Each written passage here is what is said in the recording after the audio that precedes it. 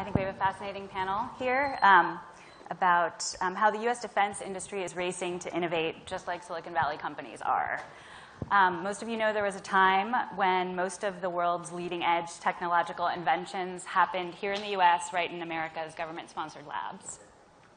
Many of the technologies we rely on today, every day, the internet, GPS, satellite communications, and those we consider emerging today, like drones, autonomous vehicles, artificial intelligence, they started as military technologies years before they went mainstream. Today, more and more of the innovation is being done in other quarters. That includes academic researchers, private companies, and a lot of it is being done globally, including by foreign governments. That all just underscores the urgency of the innovation that these folks are doing at their companies, especially for our military, as competition for that technological advantage escalates like it never has before. Our three panelists are at the center of this push to innovate in the defense industry and the U.S. military, to stay ahead, to keep us safe, to increase precision, to minimize the impact of combat, and to thwart those who would seek to do us harm. Please welcome Shahar Abuhazira. He's the CEO of Roboteam North America. William Chappell, he is director of the Microsystems Technology Office at DARPA. And Tom Arseneault, he is the chief operating officer of BAE Systems. Welcome. Thank you for joining Bloomberg today. Thank you. So last week in a speech at the end of the week, Defense Secretary Ashton Carter spoke about the Pentagon's efforts to, quote, accelerate the spirit of innovation at the Pentagon, that the U.S. military needs to maintain its technological edge in a changing world. What do you see as the most important and exciting emerging technologies that your organizations are working on today? How are they altering the way wars are fought and peace is kept in the modern world? Why don't we start with you, Bill? That's a fascinating question. I think a lot of us are captivated by the impact of machine learning. Right? The AlphaGo capabilities are something that we worked on 10 years ago, which it's been exciting to kind of watch that sort of become a national capability, and it's fascinating to see where that's heading. When we're starting to really look at where that's going to impact soldiers in the field and just more generally national defense. An example of what we're doing with BAE is using learning techniques for the electromagnetic spectrum. So it's a chaotic environment, right? And understanding where the opportunities lie for utilizing the spectrum, where you have very unplanned events, is something where that can potentially make a huge difference. But where we're investing is not just characterizing, so say image recognition. How do you actually move that into large national defense and societal issues like making spectrum decisions in real time? And that means machine learning is going to have to mature from just sort of a single game or a single set of rules to be able to handle stochastic events in real life. And so we're running what we call the Spectrum Collaboration Challenge, which is a large-scale challenge of universities. We did an early one of about 100 universities participated and figure out how do you, in real time, figure out how to cooperate in a crowded and congested electromagnetic spectrum, because we know connectivity is the heart of what we do, but it's really the heart of society in general. Okay, Shahar, over to you. Roboteam we are doing small robots. This is what we are doing, and you can see small robots in the field for 20 years now. So this is not new. What we see pretty new in the last 3 to 5 years, and definitely this is the expectation of the government for the next years, is number one, to make it, to do more. They want the systems not only to handle IDs, as we're all familiar from the movies. We want them to provide protection from cyber attacks. They want them to do more advanced surveillance missions. This is number one. And this is where you can see the focus not only on the system, you can see the focus on the payloads, on the sensor that will be attached to it. The second thing, in the past, only experts use the robots.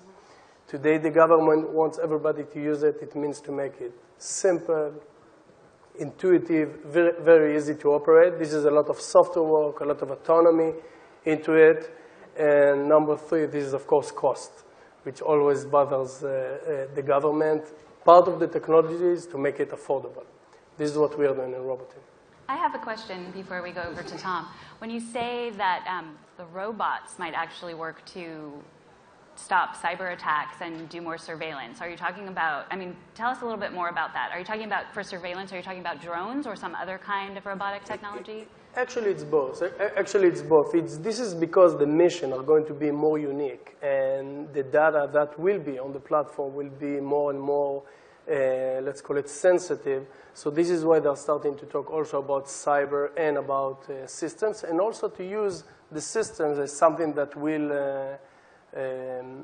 will protect from this kind of attacks on more, like, let's call it local areas. And you can see today that the requirements for something basic, like just for teleoperation, what used to be in the past, the requirements today are much more advanced when it comes to things that are related to cyber. Okay. All right, Tom. You know, I think I'd say that broadly, technology is sort of up in the ante in this area, right? I mean, everyone wants to fly higher and reach further and go faster, and be stealthier and more autonomous. And so all of the technologies that add up to create those conditions are kind of at the front. Autonomy is one that gets a lot of discussion. Machine learning, as you heard. I think the frontiers are moving as well, right? And so now we heard about space earlier. Well, what about defense of space, right? We are, to the extent we become more dependent on assets in space, GPS, for example, right? How defensible is that? And what are we doing to worry about it? The frontiers are moving into the oceans as well, right? As technology enables us to take more and better use of that environment. Our desktops are the devices that we hold in our hands and the vulnerabilities that creates from a cyber standpoint. These are all questions that we are asking ourselves and trying to figure out which are the technologies that will matter most in creating the defense of the future. When you are sort of deciding and investing in what's next, such as defense of assets in space, are you trying to think ahead about what our enemies or our rivals might be doing, and you're working to block each anticipated move? Yeah, it's a big chess game. I mean, it's offense and defense at the same time. Is there some overlap?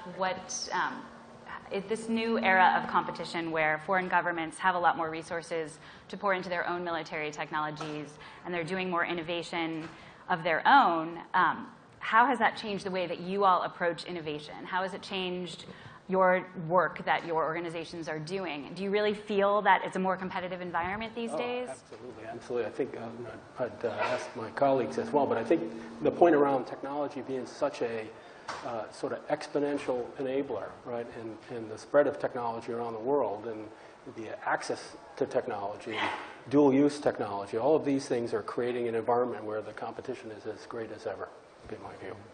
Yeah, and our goal is to be 10 to 15 years out ahead of whatever the state of the art is, right? So our DARPA's mission is to avoid strategic surprise, right? So for the country, for defense, but also just for the country in general. Now that gets harder, right, as technology is evolving globally, but also commercially as well. But there's a lot of people that are utilizing technology. There's very few that actually are truly developing the underpinnings of fundamental technology. And so our goal is to invest in the underpinnings of, what happens after Moore's Law, what happens, what's the next type of material for long-range transmission, maybe millimeter wave or even up in terahertz spectrum.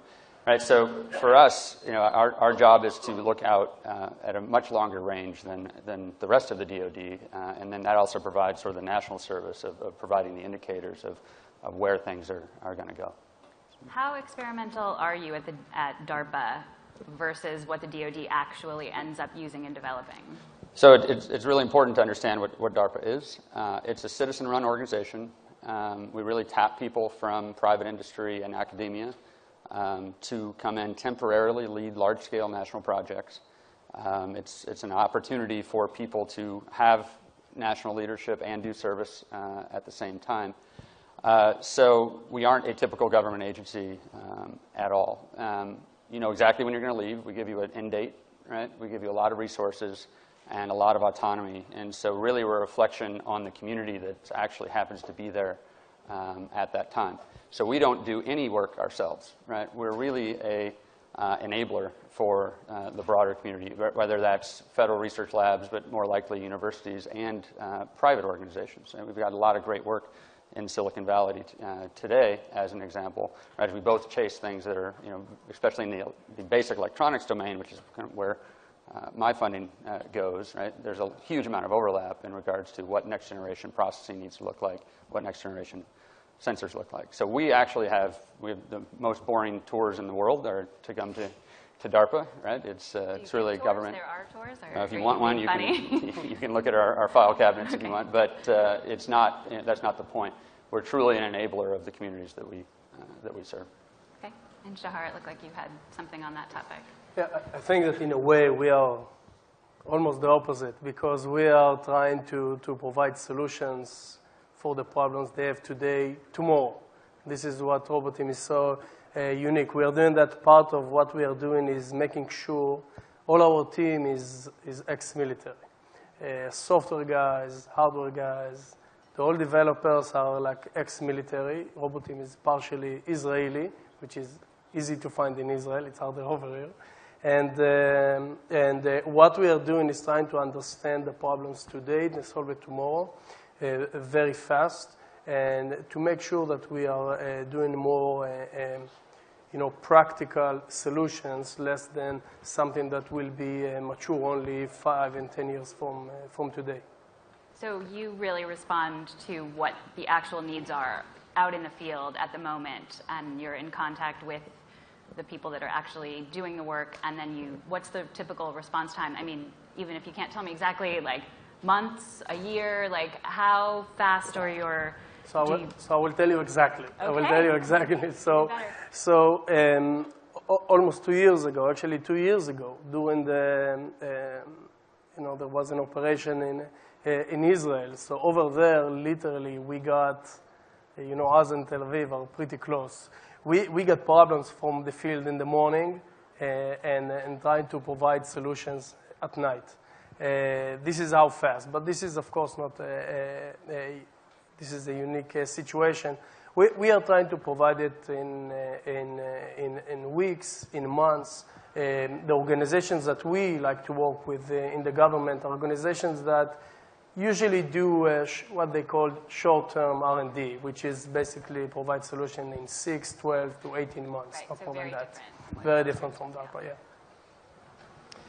Julian, if I just pick up on a theme around this sort of symbiotic relationship or apparent lack of between commercial and defense technologies. I think it's a very quiet symbiotic relationship that many don't see happening, right? That many don't see the evidence of. I mean, just a quick example, right here in this city, there are 100 buses. Anyone who took a bus today, it was probably a hybrid bus.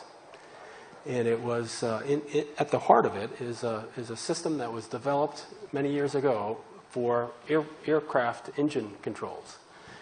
Worried about fuel efficiency and so forth. So in those buses, little boxes that have the magic in those are derived from aircraft engine controls developed for defense many years ago. And so these sorts of things are happening. It just doesn't get as much press. We bought a company a few years ago down here in the valley that makes the dental sensors. Right? Anybody who's the sort of last bastion of wet chemistry when you go to get your x-rays done. Right now they have the little solid state devices. Those chips are actually will be the next generation of night vision. Right? Very low light devices that allow you to pick up very, very faint images. And so now solid state instead of tube-based technology, and so that will eventually be able to build those into glasses or goggles and be able to allow us to see in the dark. And so these sorts of things are happening. They don't get a lot of press. And I think Dr. Chappell had a few examples earlier as well. It's something to make note of. Yeah. A lot of you have talked about automation, robots. We've talked about drones. What are some of the questions and risks that may arise as automation increases, as we have more systems that maybe help keep our men in the field safe, but there has to be some element of there are decisions that are being made faster, perhaps without the benefit of considering different courses of action, more time to gather information. What are the risks that you see to more automation, to any of these systems that you're working on? So frankly, it's a shared risk from society's perspective, and that the arc of technology has allowed more precision and better understanding of events. Right? That's really what people are asking for. There's no one in the military cycles looking for more unexplained events. The fog of war is dense, and actually trying to understand what's going on is the heart of what technology's provided. And so that, I believe, is going to be the promise of using some of these to be able to make better decisions, and the human's always going to be, the ultimate decider, right? And so, there's lots of discussion. I think the next panel is even going to talk about what's the impact of AI and machine learning. I think the military is going to sort a lot of that out very early, and the focus being how do you enable a more precise capability, right? That the soldier itself actually becomes better at what they do and have more precision without having to worry about collateral damage and other things that are really atrocities, and we try to avoid at all costs. So the question is, how do we understand machine learning deeper? The programs we just kicked off actually are understanding machine learning, the fundamental limits of learning. How do you actually have understandable AI? How do you ask a question back to a computer and say, you're feeding me information, what is the basis in which you're actually making that decision? You've got all these deep neural nets with hidden layers. Those hidden layers are dangerous, and we won't use the technology, frankly, right, if we don't actually understand what the events are. Again, no one's asking for more random events, right? That's the last thing that's going to be utilized in the DoD. So I think there's going to be a lot of leadership there as we figure out how to actually interpret machines and have human-machine interaction. Okay. I wanted to see if there are any questions from the audience before we start to wrap it up. Any questions for our panelists today? There's a microphone, I think, that we could bring up to the front here. We have time for just one short question. So with a lot of tech starting in the defense industry or worked on by the government that ultimately makes it to the public and private sector, what's being worked on today or in the near future that you think will have the biggest impact on the non-defense sector ultimately down the road? So I got a favorite one. We're working on what we call sleeping circuits, right? So these are circuits that are actually off, truly off, less than 10 nanowatt of power draw, which is lower than your batteries naturally leaking in the first place. So IoT is going to have trillions of devices, or 500 billion devices. You can argue, right, what the number that's going to roll out. It's not going to be 500 billion batteries to change, right? So there needs to be a revolution in how we actually have sensors that will live for years or decades. And so passive processing is something that we have working in the labs today. It's exotic and hard to do. But you can actually see that there is hope, right, for systems that wake up based on events, right, not wake up to see if an event is actually happening. Quickly, very quickly, you want to just talk about any? I know they don't lend themselves to quick explanations, but if you just want to touch on anything. Yeah, I think also we are about to see more progress, everything that is related to navigation, obstacle avoidance, what we called before autonomy. We will see more and more advanced capabilities in what we like to call less remote control. This is how we like to call it. And I think that we are about to see it to make the more home robots perform better at home. I think I'd throw laser comms in, laser communications, very high data rate, agile, moving platform communications, and lasers that enable that, I think is another new wave. All right. I'm afraid that's all the time we have, but it's been a pleasure. Thank you all for joining us.